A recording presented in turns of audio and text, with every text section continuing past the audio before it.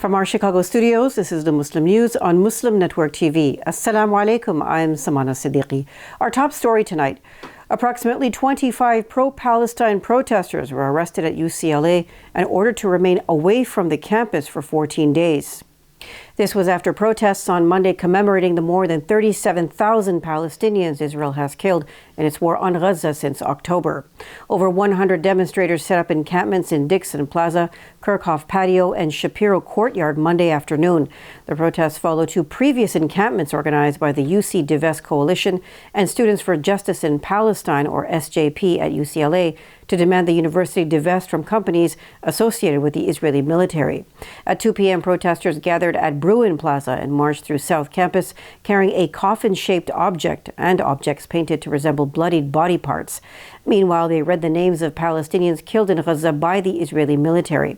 A member of SJP who organized the event said the protesters would not leave until each martyr was honored and their demands were met. SJP also demanded an end to campus policing and the targeted repression of pro-Palestine advocacy on campus. It also called on severing all ties with the LAPD and granting amnesty to students, faculty, and staff punished for their pro-Palestinian activism. Crowds remained on campus as of 11:56 p.m. as protesters waited for all detainees to be released, chanting, "No justice, no peace, no racist police." At 12:01, police fired pepper bullets at a crowd between Bunch Hall and Perloff Hall, dispersing the crowds. The UN Security Council has approved a U.S. proposed ceasefire resolution for Gaza, with 14 member states voting in favor. Only Russia abstained. The resolution aims to establish a comprehensive peace plan involving the withdrawal of Israeli forces from Gaza, prisoner exchanges, and the reconstruction of affected areas. The move is a significant step toward ending Israel's ongoing war on Gaza, which has killed more than 37,000 Palestinians, including more than 15,000 children. Analysts say it also reflects the global community's growing frustration and determination to bring peace to the region. The resolution carries substantial weight and may help strengthen efforts being made by Secretary of State Antony Blinken, who is currently in the Middle East. Blinken says Hamas's acceptance of the UN Security Council resolution for a ceasefire has bolstered hope. He also claims Israeli Prime Minister Benjamin Netanyahu has expressed support for a proposed ceasefire in Gaza. A series of Israeli strikes killed at least 11 Palestinians, including children, in northern and central Gaza early Tuesday. The Palestinian Civil Defense reports that rescue teams recovered 8 bodies from the rubble of a destroyed home belonging to the Ashur family in Gaza City. Meanwhile, the Israeli military announced 4 soldiers were killed in fighting in South Gaza. Israel faces accusations of genocide at the International Court of Justice. The World Court has ordered Tel Aviv to halt operations in the city of Rafah, where more than 1 million Palestinians sought refuge before Israel invaded on May 6th. The Council on American Islamic Relations, or CAIR, is praising Democratic Congressman James Clyburn for refusing to attend Israeli Prime Minister Benjamin Netanyahu's speech to Congress. He is urging other members to follow suit. Netanyahu is scheduled to address a joint session of Congress on July 24th. CAIR has accused the Israeli leader of racism, war crimes, and disrespect toward the U.S., and is encouraging a boycott or protest of his speech. The group's director, Robert McCaw, emphasizes the need for moral action and criticizes any support for Netanyahu. CAIR has condemned Israel's ongoing war on Gaza and blames both Israel and the U.S., describing the violence as a genocide. In related news, a San Francisco court initiated an expedited hearing for a case accusing the Biden administration of complicity in genocide in Gaza. The Ninth Circuit Court of Appeals began the hearing on Monday. Palestinian plaintiffs, represented by the Center for Constitutional Rights, or CCR, argue that U.S. officials have a legal obligation to prevent genocide. The lawsuit was filed last November and targets President Joe Biden, Secretary of State Antony Blinken, and Defense Secretary Lloyd Austin. Despite the case initially being dismissed by U.S. District Judge Jeffrey White, who acknowledged potential genocide, the appeal persists. White ruled on January 31st the case fell outside the court's limited jurisdiction and rejected the suit on technical grounds. The case contends that U.S. support for Israel, including military aid, worsens the violence. While international courts consider similar allegations, CCR emphasizes the urgency of halting American complicity to prevent further civilian casualties. Republicans are poised to repeat their 2017 tax bill if Donald Trump wins in November's presidential election, according to the Washington Post. The plan includes not only extending Trump's tax cuts, but also further reducing corporate rates. The move could add $1 trillion to the national debt over a decade, despite President Joe Biden's campaign promise to roll back the 2017 Tax Cuts and Jobs Act, or TCJA. No significant changes have been made. Democrats warn that further cuts would worsen income inequality and inflate consumer prices. Observers say Trump's support for wealthy interests remains evident. He has promised to prioritize extending tax cuts for the rich if re-elected. The Congressional Budget Office has estimated that extending provisions of the 2017 tax cut law, set to expire next year, would add $4.6 trillion to the U.S. deficit. Analysts say that slashing corporate taxes even further than the 2017 law would reward many of the same corporations that have pushed up prices for consumers in recent years. Climate activists arrested for protesting Citigroup. Details after the break, so stay tuned and we'll be right back.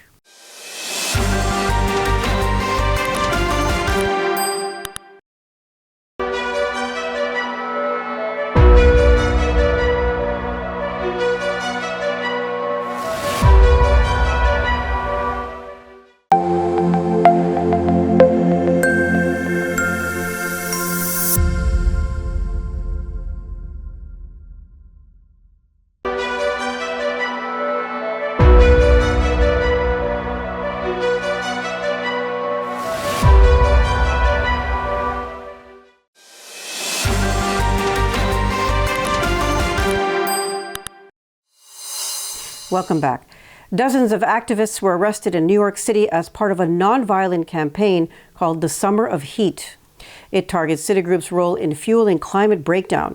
Blocking entrances to the corporation's headquarters, protesters demanded an end to the bank's financing of fossil fuel expansion. Despite police arrests, they persisted, emphasizing the urgency for banks like Citigroup to cease funding projects contributing to climate chaos. Supporters included the Union of Concerned Scientists, which urged Citigroup's CEO to halt funding for new fossil fuel projects. They emphasized the financial industry's responsibility in mitigating climate risks. A series of planned nonviolent actions under the Summer of Heat initiative advocates for a future free from fossil fuels. More than half of President Joe Biden's supporters are driven by a desire to prevent predecessor Donald Trump's return to the White House. A recent CBS YouGov poll reveals the sentiment has surged from 47% to 54% since March. Meanwhile, 27% support Biden because they like him, down from 31% and 19% due to his Democratic nomination. Biden's campaign has intensified attacks on Trump, citing his recent felony conviction and past controversies. The poll indicates a tight race between Biden and Trump nationally and in swing states, with Trump holding a slight lead. Despite Trump's felony conviction, most voters, including 80% of his supporters, do not consider it a significant factor in their choice for president. A majority of Trump voters also incorrectly attribute his conviction to the Biden administration rather than local prosecutors.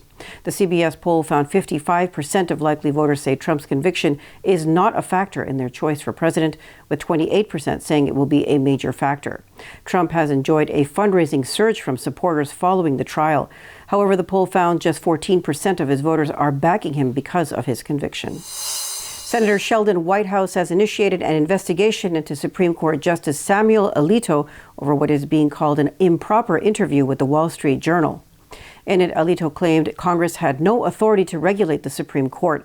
The statement was made just before revelations about a luxury fishing trip funded by a GOP donor. Whitehouse, who chairs the Senate Judiciary Subcommittee on Federal Courts, said Alito's comments raised concerns about offering opinions on pending legal issues. Whitehouse filed an ethics complaint noting that Chief Justice John Roberts has not responded to it.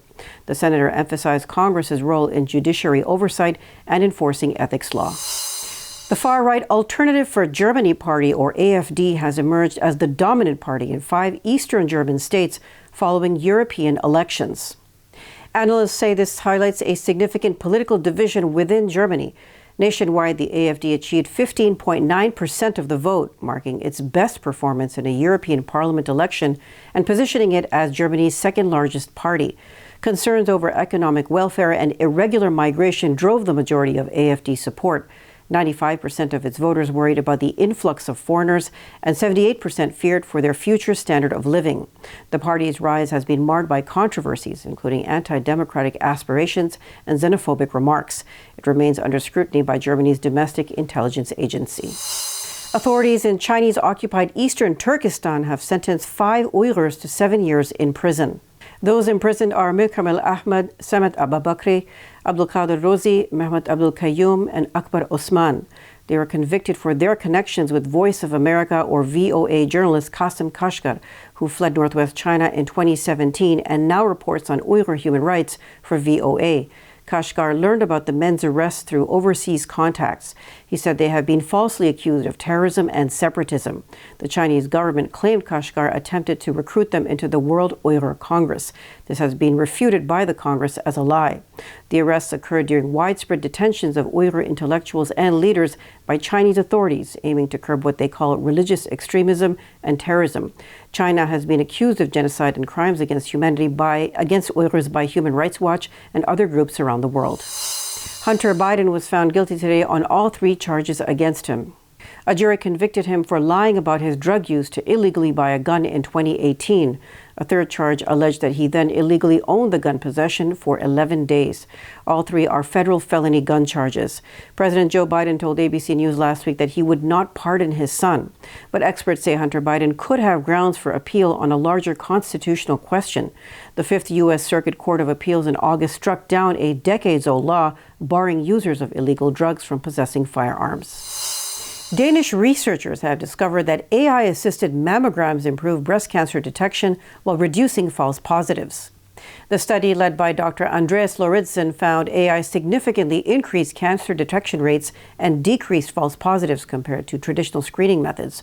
Notably, AI reduced radiologists' workload by over 33%, while improving the positive predictive value by more than 33%. AI also helped more accurately detect smaller invasive cancers. A Swedish study at Lund University corroborated these findings, showing a 20% increase in accurate diagnoses. Observers say this breakthrough highlights AI's potential to enhance efficiency and accuracy in breast cancer screening. That's all from our Chicago studios tonight. Thank you for tuning in. You can subscribe to our YouTube channel and hit the bell icon for the latest updates. Your support is needed now more than ever to continue our mission of providing informative, educational, and inspiring content to Muslims in North America and around the world. Donate now by visiting muslimnetwork.tv/donate. For more content, keep watching Muslim Network TV. Salam and good night.